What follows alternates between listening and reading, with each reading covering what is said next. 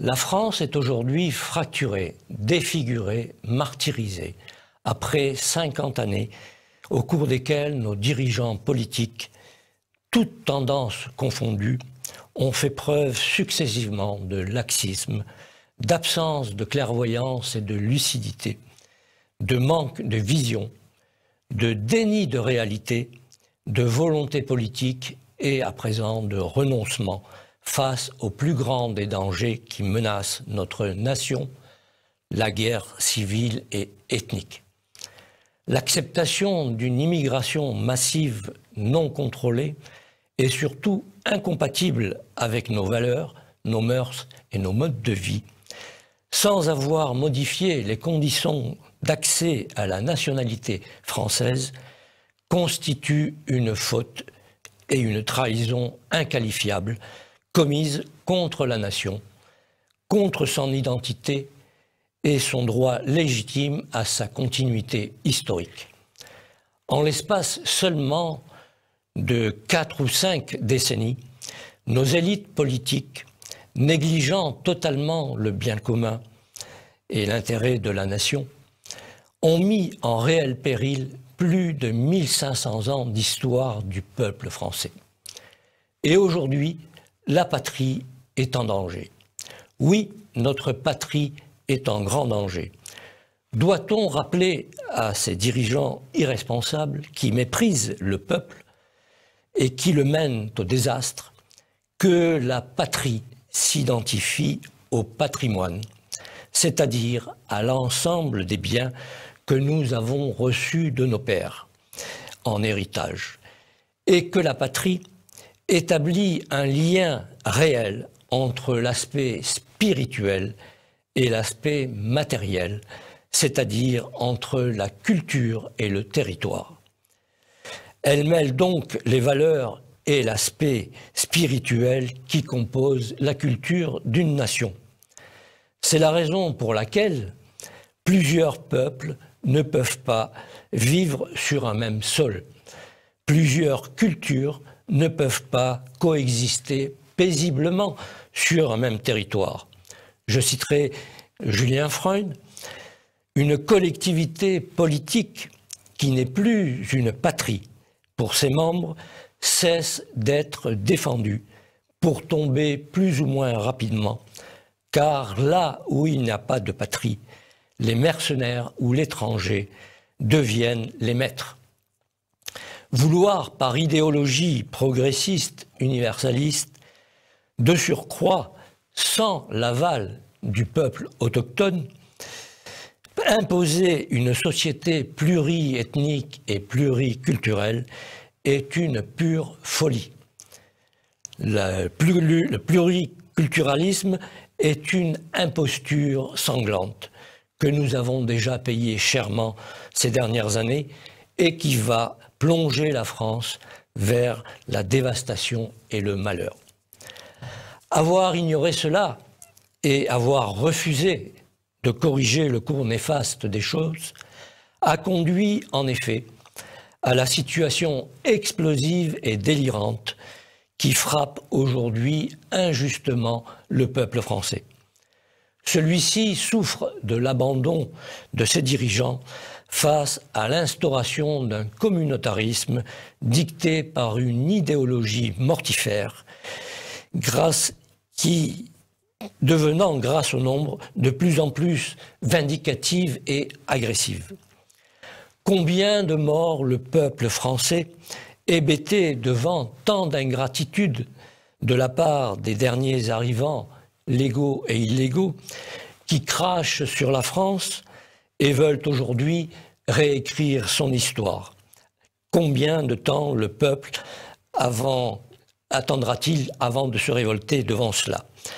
Combien de temps le peuple français, menacé dans son identité et dans sa vie, attendra-t-il avant de se lever face à des dirigeants qui ne l'aiment pas et qui ne le protègent pas devant la violence et la volonté criminelle de ceux qui veulent imposer leur vision du monde?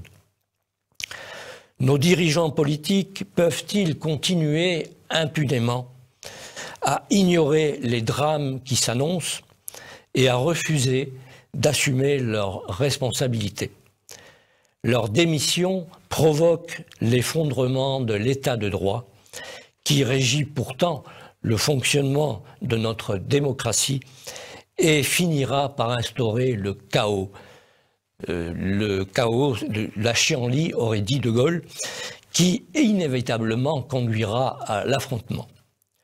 L'heure est donc grave.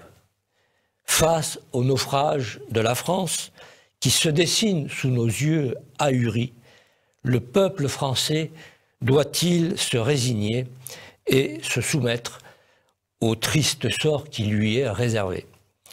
L'espérance doit-elle disparaître? Tout espoir est-il donc perdu? Mais la fin de l'espoir, n'est-ce pas le commencement de la mort? Eh bien non, rien n'est écrit et tout est encore possible à condition de le vouloir.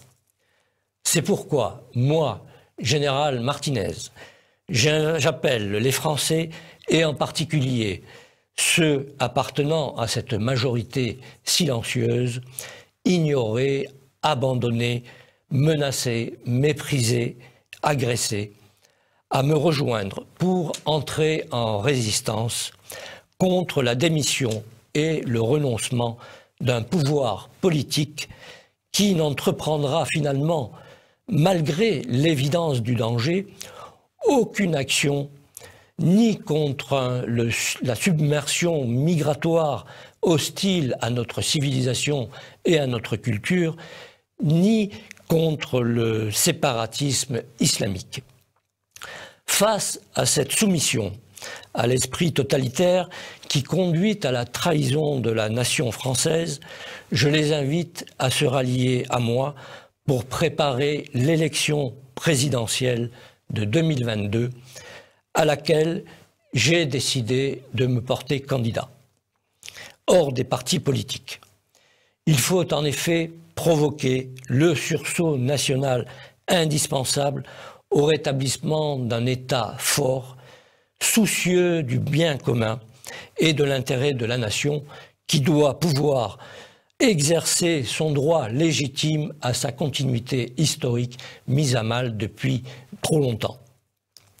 D'ailleurs, notre souveraineté, confisquée par des institutions supranationales, doit être retrouvée et réaffirmée. Quant au fonctionnement de notre système politique, sans remettre en question la nécessaire représentation parlementaire, une dose de démocratie directe devrait y être introduite, en particulier pour tout ce qui touche à la vie des Français, à leur liberté, à leur identité et à leur patrimoine. Cette candidature s'appuie sur la formation, entreprise depuis quelques mois, d'une équipe de gouvernement de relève nationale. Elle est par ailleurs soutenue par d'autres généraux. Le moment est donc venu de traiter résolument et courageusement le problème de l'immigration et en particulier celle de culture islamique, peu compatible avec nos valeurs et source de conflits. Après le droit à la différence pour les individus prôné par la gauche française il y a une quarantaine d'années, il est temps à présent d'exiger le même droit à la différence pour les peuples.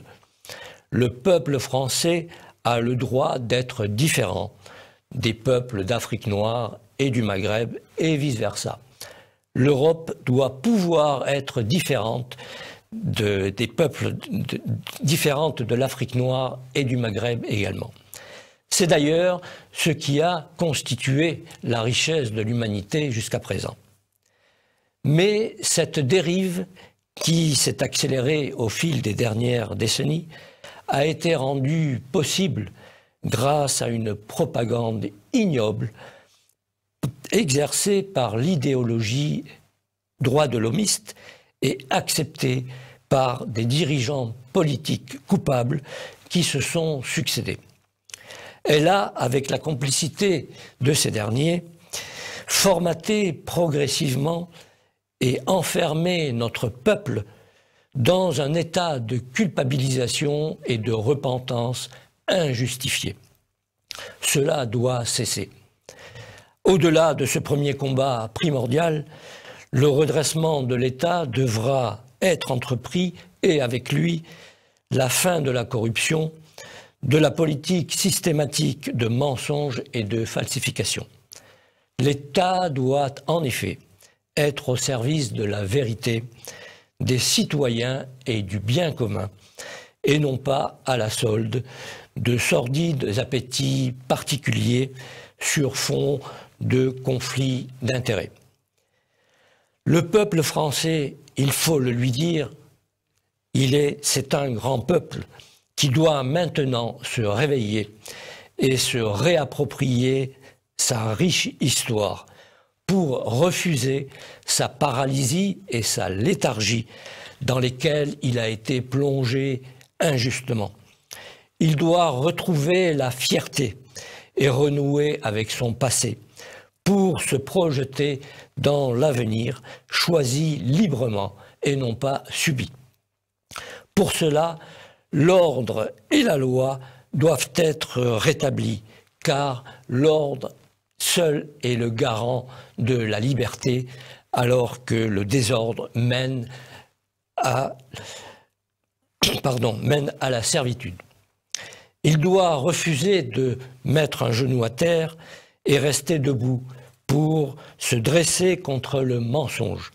Il est temps pour lui d'entrer en résistance pour être acteur dans l'histoire qui s'écrit et non plus spectateur. Et la flamme de cette résistance ne doit pas cesser de grandir. Le combat que nous mènerons ensemble, sans haine mais avec détermination, nous est en fait imposé par le renoncement de nos dirigeants. Face à cette guerre qui vient sur notre propre territoire, ce combat ne peut être que souverainiste, identitaire et culturel.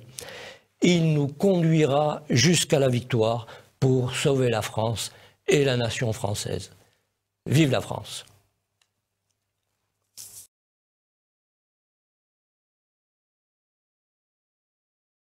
Que de toute façon, l'épidémie de coronavirus